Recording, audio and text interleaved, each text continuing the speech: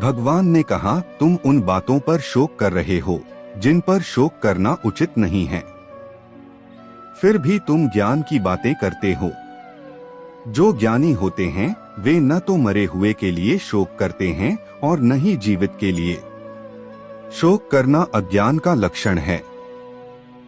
आत्मा अमर है, इसलिए मृत्यु का शोक व्यर्थ है। जिस प्रकार इस शरीर में बाल्यावस्था, युवावस्था और वृद्धावस्था आती है, उसी प्रकार मृत्यु के बाद आत्मा एक नया शरीर प्राप्त करती है।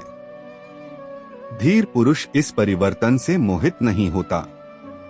जैसे शरीर बदलते हैं वैसे ही आत्मा नया शरीर लेती है। यह एक स्वाभाविक चक्र है, इसमें दुखी होना नहीं चाहिए। आत्मा न कभी जन्म लेती है न कभी मरती है। न यह कभी उत्पन्न हुई है न ही भविष्य में उत्पन्न होगी। यह अजन्मा, शाश्वत, सनातन और पुरातन है। शरीर के नष्ट होने पर भी यह आत्मा नहीं मरती। आत्मा अमर है, यह शरीर के साथ नहीं मरती। यह सनातन तत्व है। तुम्हारा अधिकार केवल कर्म करने में है, फलों में कभी नहीं। इसलिए कर्मफल का कारण मत बनो और न ही अकर्म कर्म न करने में तुम्हारी आसक्ति हो। कर्म करते जाओ, फल की चिंता मत करो। निष्काम कर्म योग ही श्रेष्ठ मार्ग है। जैसे नदियां समुद्र में समा जाती हैं, फिर भी समुद्र शांत रहता है, वैसे ही जो व्यक्ति इंद्रियों की विषयवासनाओं से अप्रभावित रहता है वही शांति को प्राप्त करता है। इच्छाओं के अधीन रहने वाला कभी शांति नहीं पा सकता। इच्छाओं का अंत नहीं, जो उन्हें जीतता है वही सच्चा शांत पुरुष होता है।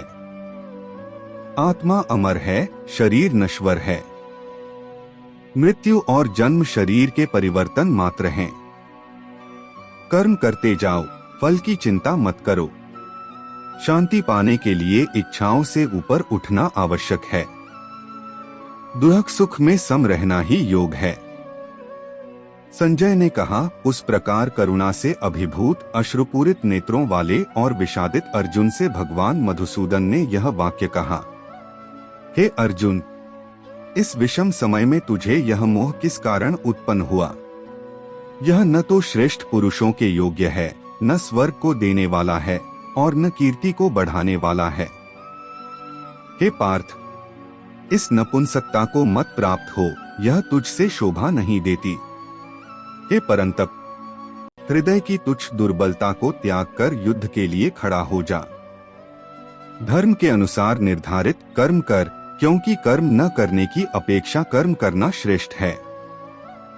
बिना कर्म के तो तेरा शरीर भी नहीं चल सकता। कर्म करना ही मानव धर्म है। भगवान श्री कृष्ण अर्जुन को समझाते हैं कि बिना कर्म के जीवन संभव नहीं है।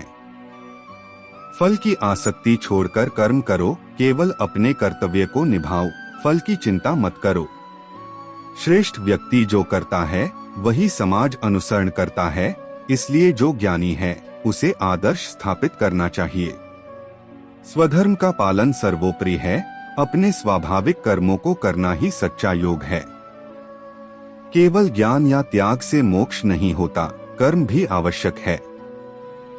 मनुष्य को अपने नियत, धार्मिक और सामाजिक कर्तव्यों का पालन करना चाहिए। कर्म करते समय फल की आसक्ति न हो, यही कर्म योग है। कोई भी व्यक्ति क्षण मात्र भी बिना कर्म किए नहीं रह सकता। तू अपने नियत कर्मों को कर, क्योंकि कर्म न करने से बेहतर कर्म करना है। यज्ञ ईश्वर के लिए किए बिना जो कर्म होता है वह बंधन का कारण बनता है। इसलिए आसक्ति रहित होकर तू अपना कर्तव्य सदैव करता रह। श्रेष्ठ पुरुष जो करता है, सामान्य लोग उसी का अनुसरण करते हैं। अपने धर्म का पालन करना, चाहे वह दोषयुक्त हो, दूसरों के धर्म का पालन करने से श्रेष्ठ है। अध्याय कर्म योग, कर्म का मार्ग। जब अर्जुन मोह में पड़ जाता है और युद्ध से पीछे हटना चाहता है, तब श्री कृष्ण उसे कर्म करने की शिक्षा देते हैं। वे समझाते हैं कि केवल ज्ञान या ध्यान से नहीं, बल्कि निष्काम कर्म से भी मोक्ष प्राप्त किया जा सकता है। कर्म से बचना संभव नहीं। श्री कृष्ण कहते हैं, अर्जुन, इस संसार में कोई भी व्यक्ति क्षण भर भी बिना कर्म किए नहीं रह सकता। प्रकृति उसे कर्म करने के लिए बाध्य करती है, इसलिए कर्म से भागना समाधान नहीं है। कर्म करना श्रेष्ठ है। अपने धर्म के अनुसार तय किए गए कार्य, नियत कर्म करना तुझे चाहिए। निष्क्रियता से तेरा कल्याण नहीं होगा। बिना कर्म किए शरीर भी नहीं चल सकता। यज्ञ के लिए कर्म करो। जब तुम कर्म को यज्ञ, ईश्वर, सामाजिक हित के लिए करते हो, तब वह कर्म बंधन का कारण नहीं बनता। लेकिन स्वार्थ के लिए किया गया हर कर्म तुम्हें संसार में बांधता है। निष्काम भाव से कर्म। हे अर्जुन, हमेशा अपने कर्तव्य को करो, लेकिन फल की इच्छा के बिना। यही तरीका आत्मा की शुद्धि और मोक्ष का मार्ग है। आदर्श स्थापित करो। जो श्रेष्ठ व्यक्ति करता है, वही समाज के लोग करते हैं। इसलिए यदि तुम युद्ध से भागोगे, तो अन्य योद्धा भी अपना धर्म त्याग देंगे। स्वधर्म श्रेष्ठ है। अपने धर्म का पालन करना, चाहे उसमें त्रुटियां हों, दूसरों के धर्म को अपनाने से श्रेष्ठ है, क्योंकि दूसरे का धर्म अपनाना भय का कारण बन सकता है। कर्म से मत भागो। कर्तव्य को ईश्वर की पूजा मानकर करो। फल की इच्छा मत रखो। स्वधर्म में अडिग रहो। श्रीमद् भगवद गीता का अध्याय, जिसे मोक्ष संन्यास योग कहा जाता है, इस महान ग्रंथ का अंतिम अध्याय है और यह गीता के समस्त शिक्षाओं का सार प्रस्तुत करता है। यह अध्याय भगवान श्री कृष्ण और अर्जुन के संवाद का समापन करता है, जिसमें कर्मयोग, ज्ञान योग, भक्ति योग और संन्यास के तत्वों को एकीकृत रूप से समझाया गया है। यह अध्याय आत्मज्ञान, कर्तव्य, त्याग और मोक्ष के मार्ग को स्पष्ट करता है। श्री कृष्ण बताते हैं कि संन्यास सभी कर्मों से पूर्ण विरक्ति और मन को आत्मा में स्थापित करना। त्याग कर्मों के फल की इच्छा का परित्याग करना, अर्थात कर्तव्य करते हुए भी उनके परिणाम से आसक्ति न रखना। श्री कृष्ण कहते हैं कि कर्मों को पूरी तरह छोड़ना संभव नहीं है, क्योंकि जीवन के लिए कुछ न कुछ कर्म करना आवश्यक है। इसलिए फल की इच्छा छोड़कर कर्म करना ही सच्चा त्याग है। कर्मों का वर्गीकरण और उनके प्रभाव। श्री कृष्ण कर्मों को 3 श्रेणियों में बांटते हैं। सात्विक कर्म, निःस्वार्थ भाव से बिना आसक्ति के किया गया कार्य। राजसिक कर्म, स्वार्थ और अहंकार से प्रेरित कार्य। तामसिक कर्म, अज्ञान, लापरवाही या हिंसा से प्रेरित कार्य। वे कहते हैं कि सात्विक त्याग ही श्रेष्ठ है, जिसमें व्यक्ति कर्तव्य करता है, लेकिन फल की चिंता नहीं करता। पंच तत्व जो कर्म को प्रभावित करते हैं। श्री कृष्ण बताते हैं कि प्रत्येक कर्म 5 कारकों से संचालित होता है। अधिष्ठान, शरीर या आधार, कर्ता, कर्ता, करण, इंद्रिया, चेष्टा, प्रयास, दैव, ईश्वरीय शक्ति या भाग्य। इनके बिना कोई भी कार्य संभव नहीं है। इसलिए व्यक्ति को यह समझना चाहिए कि वह अकेला कर्ता नहीं है। यह अहंकार को कम करने में मदद करता है। ज्ञान, कर्ता और बुद्धि के प्रकार। श्री कृष्ण 3 गुणों सत्व, रजस, तमस के आधार पर ज्ञान, कर्ता और बुद्धि का वर्गीकरण करते हैं। सात्विक ज्ञान एकत्व और सत्य को देखना। राजसिक ज्ञान भेदभाव और आसक्ति से युक्त। तामसिक ज्ञान अज्ञान और भ्रम में डूबा हुआ। इसी तरह कर्ता और बुद्धि भी इन गुणों से प्रभावित होते हैं। सात्विकता ही मोक्ष की ओर ले जाती है। कर्मयोग और भक्ति योग का समन्वय। श्री कृष्ण कहते हैं कि अपने कर्तव्य को ईश्वर को समर्पित कर देना ही सच्चा कर्मयोग और भक्ति योग है। वे अर्जुन को सिखाते हैं कि सभी कर्म भगवान को अर्पित करने से मन शुद्ध होता है और आत्मा मुक्त होती है। मोक्ष का मार्ग। इस अध्याय का चरम लक्ष्य मोक्ष है। श्री कृष्ण कहते हैं कि जो व्यक्ति गुणों सत्व, रजस, तमस से ऊपर उठ जाता है, वह ईश्वर के शरणागत होकर मोक्ष प्राप्त करता है। वे अर्जुन को निर्देश देते हैं, अर्थात सभी धर्मों कर्तव्यों को त्याग कर केवल मेरी शरण में आ जा, मैं तुम्हें सभी पापों से मुक्त कर दूंगा, शोक मत कर। यह भक्ति और समर्पण का परम सूत्र है। अर्जुन कहते हैं कि उसका मोह नष्ट हो गया है और वह अब श्री कृष्ण के निर्देशानुसार युद्ध के लिए तैयार है। यह दर्शाता है कि गीता का संदेश अर्जुन को आत्मज्ञान और कर्तव्य पालन की ओर ले गया। यह बताता है कि जीवन में कर्म अनिवार्य हैं, लेकिन उन्हें निस्वार्थ भाव से ईश्वर को समर्पित करके करना चाहिए। सत्वगुण को अपनाकर अहंकार और आसक्ति को त्याग कर और भगवान की शरण में जाकर मनुष्य मोक्ष प्राप्त कर सकता है। यह अध्याय कर्म, ज्ञान, भक्ति और संन्यास के बीच संतुलन स्थापित करता है और मानव जीवन के अंतिम लक्ष्य को रेखांकित करता है। श्रद्धा के 3 प्रकारों और उनके प्रभावों पर प्रकाश डालता है। यह अध्याय मानव स्वभाव, उनके विश्वास, श्रद्धा और कर्मों के गुणों सत्व, रजस, तमस के आधार पर जीवन के विभिन्न पहलुओं को समझाता है।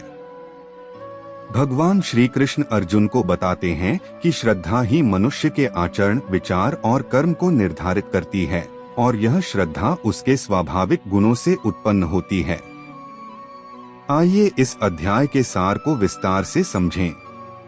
अध्याय का प्रारंभ श्रद्धा का महत्व। अर्जुन श्री कृष्ण से प्रश्न करते हैं कि जो लोग शास्त्रों के विधानों को छोड़कर अपनी श्रद्धा से कर्म करते हैं, उनकी स्थिति क्या होती है। श्री कृष्ण उत्तर देते हैं कि मनुष्य की श्रद्धा 3 प्रकार की होती है, सात्विक, राजसिक और तामसिक, जो उसके स्वाभाविक गुणों, प्रकृति के 3 गुणों सत्व, रजस, तमस पर निर्भर करती है। यह श्रद्धा ही उसके जीवन के सभी पहलुओं जैसे पूजा, भोजन, यज्ञ, तप और दान को प्रभावित करती है। श्रद्धा के 3 प्रकार श्री कृष्ण विस्तार से बताते हैं कि श्रद्धा का स्वरूप मनुष्य के मन और स्वभाव पर आधारित होता है। सात्विक श्रद्धा यह शुद्धता, ज्ञान और आत्मिक उन्नति की ओर ले जाती है। सात्विक लोग देवताओं की पूजा करते हैं और उनके कर्म निस्वार्थ भाव से किए जाते हैं। राजसिक श्रद्धा यह इच्छाओं, अहंकार और सांसारिक लाभ की चाह से प्रेरित होती है। राजसिक लोग यक्षों और राक्षसों की पूजा करते हैं और उनके कर्म फल की अपेक्षा से बंधे होते हैं। तामसिक श्रद्धा यह अज्ञान, अंधविश्वास और हिंसा से युक्त होती है। तामसिक लोग प्रेतों, भूतों और निम्न शक्तियों की पूजा करते हैं और उनके कर्म अक्सर दूसरों को हानि पहुंचाने वाले होते हैं। जीवन के विभिन्न पहलुओं में गुणों का प्रभाव। श्री कृष्ण इस अध्याय में जीवन के 4 प्रमुख पहलुओं आहार, भोजन, यज्ञ, अनुष्ठान, तप, आत्मसंयम और दान के सात्विक, राजसिक और तामसिक रूपों को विस्तार से समझाते हैं। आहार, भोजन। सात्विक आहार ऐसा भोजन जो स्वास्थ्य, शक्ति और मन की शांति को बढ़ाए, जैसे ताजे फल, सब्जियां, दूध और सात्विक पदार्थ। राजसिक आहार तीखा, खट्टा, नमकीन और उत्तेजक भोजन जो इंद्रियों को भड़काए और अशांति पैदा करे। तामसिक आहार बासी, सड़ा हुआ, अशुद्ध या हिंसा से प्राप्त भोजन जो सुस्ती और अज्ञान को बढ़ाए। यज्ञ, अनुष्ठान। सात्विक यज्ञ शास्त्रों के अनुसार बिना फल की इच्छा के श्रद्धा और भक्ति से किया गया यज्ञ। राजसिक यज्ञ दिखावे और फल की कामना से किया गया यज्ञ। तामसिक यज्ञ शास्त्र विरुद्ध, श्रद्धा और नियमों के बिना हिंसा या अज्ञान से किया गया यज्ञ। तप, आत्मसंयम। तप को 3 स्तरों पर समझाया गया है, शारीरिक, वाचिक और मानसिक। सात्विक तप शारीरिक शुद्धता, वाणी में सत्य और मन में शांति के साथ किया गया तप। राजसिक तप मान सम्मान या सांसारिक लाभ के लिए किया गया कठोर तप। तामसिक तप मूर्खता, आत्मपीड़ा या दूसरों को हानि पहुंचाने के लिए किया गया तप। दान। सात्विक दान निस्वार्थ भाव से योग्य व्यक्ति को सही समय और स्थान पर दिया गया दान। राजसिक दान फल की इच्छा या दिखावे के लिए दिया गया दान। तामसिक दान अपमानजनक ढंग से अयोग्य व्यक्ति को या गलत समय पर दिया गया दान। 4 तत्सत का महत्व। श्री कृष्ण कहते हैं कि सभी शुभ कर्मों को तत्सत के उच्चारण के साथ करना चाहिए। यह 3 शब्द ब्रह्मांड के सत्य और शुद्धता के प्रतीक हैं। परमात्मा का प्रतीक, तत् वह ईश्वर जो सर्वव्यापी है। सत सत्य और शाश्वत, ये शब्द कर्मों को शुद्ध करते हैं और उन्हें ईश्वर से जोड़ते हैं। जो लोग श्रद्धा और नियम से इनका प्रयोग करते हैं उनके कर्म सात्विक बनते हैं। 5 निष्कर्ष। श्रद्धा और कर्म का संबंध। अध्याय का अंत इस संदेश के साथ होता है कि बिना श्रद्धा के किया गया कोई भी कर्म, चाहे वह यज्ञ, तप या दान हो, असत कहलाता है, अर्थात उसका कोई शाश्वत फल नहीं मिलता। इसलिए मनुष्य को अपनी श्रद्धा को शुद्ध करना चाहिए और सात्विक मार्ग पर चलना चाहिए जो उसे मोक्ष की ओर ले जाता है। सारांश।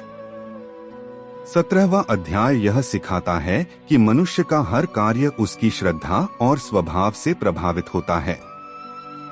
सत्वगुण को अपनाकर व्यक्ति अपने जीवन को शुद्ध, सार्थक और ईश्वर की ओर उन्मुख कर सकता है, जबकि रजस और तमस उसे सांसारिक बंधनों में फंसाते हैं। यह अध्याय आत्मनिरीक्षण और सात्विक जीवन जीने की प्रेरणा देता है।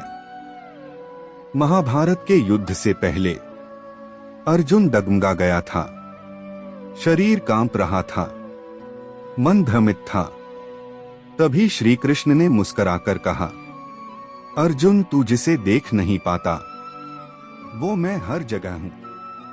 और शुरू हुआ गीता का 7वां अध्याय, ज्ञान और विज्ञान का योग। अर्जुन ने पूछा, हे केशव, आप सब कुछ कैसे कह सकते हैं? क्या आप पेड़ में भी हैं, पत्थर में भी? क्या आप सिर्फ मंदिरों में हैं? श्री कृष्ण ने उत्तर दिया, मैं जल में स्वाद हूं, मैं सूर्य और चंद्रमा की रोशनी हूं, मैं मनुष्य में पुरुषत्व हूं। भगवान कहते हैं, मैं जल में स्वाद हूं, मैं प्रकाश हूं, मैं हर शक्ति और ज्ञान में हूं। जब भी तुम्हें कुछ सुंदर दिखे, कुछ अच्छा महसूस हो, समझ लो वो मैं ही हूं। उदाहरण, जब आप गर्मी में ठंडा पानी पीते हो, उसकी मिठास में भगवान हैं। जब सूरज उगता है और आप ऊर्जा महसूस करते हो, वहां भी वही हैं। श्री कृष्ण कहते हैं, जैसे एक माला के सभी मोती एक ही धागे से जुड़े होते हैं, वैसे ही यह सृष्टि, ये लोग, ये घटनाएं सब मुझसे जुड़े हैं। मैं दिखता नहीं, लेकिन सब में हूं। उदाहरण, आपके रिश्ते, आपकी भावनाएं, चाहे दुख हो या सुख, सब एक ही धागे से जुड़े हैं। वो धागा है परमात्मा। भगवान कहते हैं, लोग मुझे नहीं पहचानते क्योंकि माया उन्हें भ्रम में डाल देती है। माया यानी यह दुनिया की दौड़, पैसा, क्रोध, ईर्ष्या, मोह। जब तक हम इससे ऊपर नहीं उठते, हम भगवान को नहीं समझ सकते।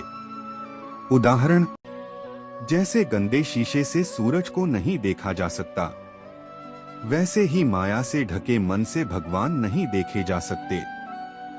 अधिकतर परिस्थितियों में युद्ध लड़ना और किसी का वध करना प्रायः अधर्म माना जाता है, जिसके कारण बाद में पश्चाताप और अपराध का बोध होता है। वेदों के अनुसार अहिंसा परम धर्म है और अपवाद स्वरूप कुछ विषम परिस्थितियों को छोड़कर अहिंसा पाप कर्म भी है। माहिंस्यात् सर्वा भूतानि, अर्थात किसी भी प्राणी को मत मारो। यहाँ अर्जुन अपने कुटुंबियों को मारना नहीं चाहता क्योंकि वह इसे पापपूर्ण कार्य मानता है। वशिष्ठ स्मृति श्लोक 3.19 में 6 प्रकार के आताताइयों का उल्लेख किया गया है, जिनके विरुद्ध हमें अपनी रक्षा करने का अधिकार है। 1. किसी के घर को आग से जलाने वाला। 2. किसी के भोजन में विष मिलाने वाला। 3. किसी की हत्या करने वाला। 4. किसी का धन लूटने वाला। 5. पराई स्त्री का अपहरण करने वाला। और 6. दूसरे का राज्य या भूमि हड़पने वाला। इन सब अत्याचारियों से अपनी रक्षा करने और इनका वध करने का सबको अधिकार है। मनुस्मृति श्लोक 8.351 फीट में वर्णित है कि यदि कोई ऐसे अत्याचारियों का वध करता है तो उसे पाप नहीं लगता। यद्यपि अर्जुन वृत्ति से क्षत्रिय योद्धा था, फिर भी उसे अनावश्यक हिंसा से घृणा थी। महाभारत युद्ध के अंत में एक घटना से उसके चरित्र का यह पक्ष उजागर होता है। जब 100 कौरवों का वध हो गया था, तब गुरु द्रोणाचार्य के पुत्र अश्वत्थामा ने प्रतिशोध लेने के लिए रात्रि के समय पांडवों के शिविर में चुपके से प्रवेश किया और द्रौपदी के सोए हुए 5 पुत्रों की हत्या कर दी। अर्जुन ने अश्वत्थामा को पकड़कर उसे जानवरों की भांति बांधकर द्रौपदी के चरणों में डाल दिया। ऐसा करने पर अश्वत्थामा क्रंदन करने लगा।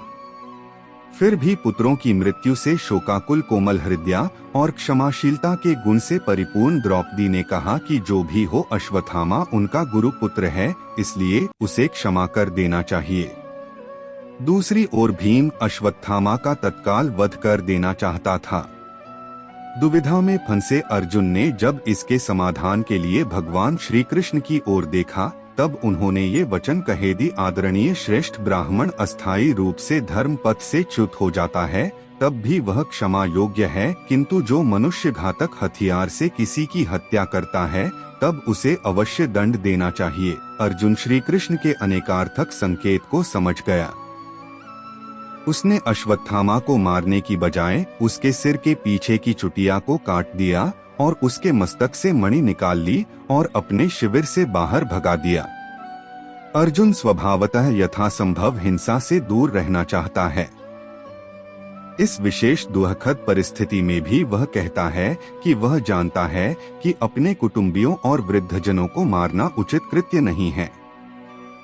मनुस्मृति में वर्णित है, किसी को भी यज्ञ करने वाले ब्राह्मण से कलह नहीं करनी चाहिए।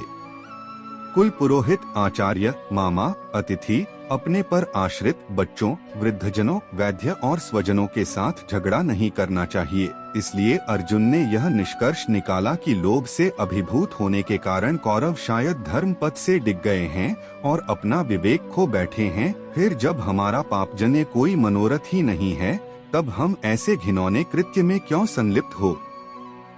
जो लोग अन्य देवी देवताओं की पूजा करते हैं वे भी अंततः भगवान को ही पूजते हैं।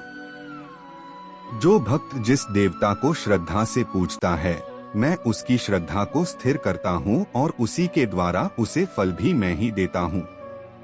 जैसे कोई एक ही सरकार से अलग अलग विभागों से काम करवाता है, बिजली, पानी, पासपोर्ट, लेकिन मूल सत्ता एक ही होती है। वैसे ही कोई भी देवता की पूजा करे, फल देने वाला परम भगवान वासुदेव ही होते हैं। सच्चा भक्त ही भगवान को जान सकता है।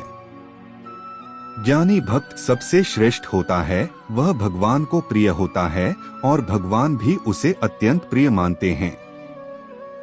जैसे कोई माँ अपने सभी बच्चों से प्रेम करती है, लेकिन जो बच्चा उसे पूरे दिल से समझता और समर्पण करता है वह माँ का विशेष प्रिय होता है, वैसे ही ज्ञानी भक्त भगवान को बहुत प्रिय होता है। क्या आपने कभी सोचा है कि भगवान हर जगह कैसे होते हैं? ईश्वर ही सबका मूल है। भगवान कहते हैं, मुझसे ऊपर कुछ नहीं है। जैसे माला में मोती एक धागे से जुड़े होते हैं, वैसे ही सारा संसार मुझसे जुड़ा है। माला में मोती और बीच में धागा भगवान। हर जीव एक मोती की तरह है। भगवान कहते हैं, जल में स्वाद, सूर्य और चंद्रमा में प्रकाश, वेदों में मैं ही हूँ। पानी पीता व्यक्ति, वाह कितना ठंडा। पीछे से आवाज, ये स्वाद मैं हूँ। अर्जुन। 4 प्रकार के लोग भगवान की भक्ति करते हैं। 1 दुखी आर्त, 2 इच्छा करने वाले अर्थार्थी, 3 जानने की चाह वाले जिज्ञासु, 4 और सच्चे ज्ञानी। इनमें भी ज्ञानी सबसे प्रिय है। आर्त बीमार व्यक्ति भगवान को पुकारता है। अर्थार्थी धन के लिए पूजा, जिज्ञासु ध्यान में बैठा साधक, ज्ञानी मुस्कुराता हुआ भक्त, भगवान ही सब कुछ हैं। भगवान कहते हैं, मैं सबको नहीं दिखाई देता क्योंकि मेरी माया उन्हें भ्रमित करती है। कोई पर्दा हटा रहा है, पीछे भगवान का प्रकाश, जैसे सूरज बादलों में छिपा हो। जो सच्चे ज्ञानी होते हैं, जो भगवान को ही सर्वस्व मानते हैं, वे भगवान को अत्यंत प्रिय होते हैं। एक बच्चा जो माँ बाप से दिल से जुड़ा हो, वही ईश्वर और ज्ञानी के प्रेम का उदाहरण है। क्या कभी आपने महसूस किया है कि कोई शक्ति हर जगह है? पानी में स्वाद, सूरज में तेज, मन की शांति, वो कहां से आती है? मैं जल में स्वाद हूं अर्जुन, मैं जल में स्वाद हूं। मैं सूर्य और चंद्रमा की रोशनी में हूं। वेदों में जो गूंजता है वह भी मैं ही हूं। पानी पीता बच्चा, सूरज उगता है, ओम की ध्वनि गूंजती है। हर जीव मुझ में बसा है। अर्जुन, मेरे बिना कोई सत्ता नहीं। हर जीव, हर कण मुझ में पिरोया है। जैसे मोती माला में, और धागा कोई देख नहीं पाता। माला की स्लो मोशन क्लिप, हवा में उड़ते कण, माया के पर्दे में छिपा मैं हर किसी को दिखाई नहीं देता। मेरी माया एक पर्दा है, और जो अज्ञान में हैं, वे मुझे नहीं पहचानते। धुंध से निकलता प्रकाश, फिर एक साधक ध्यान में। 4 प्रकार के लोग मेरी भक्ति करते हैं। जो दुखी हैं, जो कुछ चाहते हैं, जो जानना चाहते हैं, और जो मुझे ही सब कुछ मानते हैं। अलग अलग भावों में भगवान को पुकारते हुए सभी भक्त उदार हैं। पर जो ज्ञानी है वह मेरा अंश नहीं, वह मेरी आत्मा के समान है। ज्ञान विज्ञान योग यही कहता है, भगवान को जानना है तो अपने भीतर झांकिए। वो आपके हर अनुभव, हर सांस में है। बस पहचानने की देर है। भगवान श्री कृष्ण के ये उपदेश हमें जीवन के हर क्षेत्र में सुधार लाने के लिए प्रेरित करते हैं। भगवान ने गीता में हमें यह सिखाया कि जीवन में सफलता और संतुलन केवल हमारे कर्म, मानसिक शांति और आत्मा की जागरूकता पर निर्भर करते हैं। हमेशा याद रखें, कर्म ही पूजा है और जो हमारे साथ होता है वही सही होता है।